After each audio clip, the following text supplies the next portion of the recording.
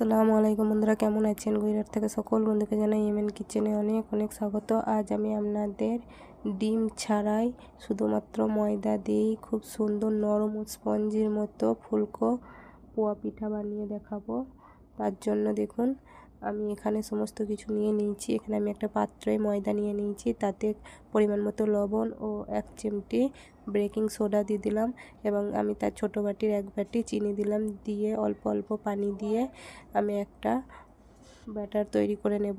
এই দেখুন অল্প অল্প পানি দিয়ে আমি একটা ব্যাটার তৈরি করে নিচ্ছি এবং এই ব্যাটারটা যেন কোনো রকম দলা না থাকে, খুব স্মুথলি ব্যাটারটা তৈরি করতে হবে। এরপর আমি ওভেনটা জ্বেলে নিয়েছি, তাতে একটা কড়া নিয়ে নিয়েছি, তাতে পরিমাণ মতো তেল দিয়ে দিলাম। তেলটা গরম হতেই আমি একটা চাটু নিয়েছি, চাটুর সাহায্যে আমি ব্যাটারটা তেলের মধ্যে দিয়ে দিলাম এবং আমার একটা পিঠা তৈরি হয়ে গেল। দেখুন এইভাবে আমি আবারও 1 চাটু ব্যাটার তেলটার মধ্যে দিয়ে দেব এবং পিঠেগুলো কত সুন্দর ফুলছে দেখুন, ফুলকো ফুলকো হচ্ছে এবং আমি এক পিঠটা উল্টে নিলাম।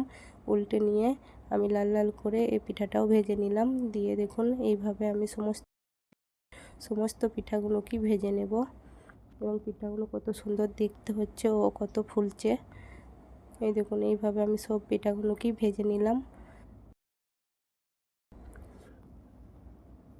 পিঠাগুলো আমার তৈরি করা সব হয়ে গেছে।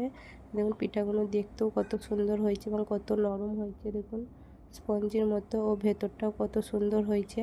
যদি ভালো লাগে তো লাইক, কমেন্ট ও শেয়ার করবেন। ভালো থাকবেন, দোয়া করবেন।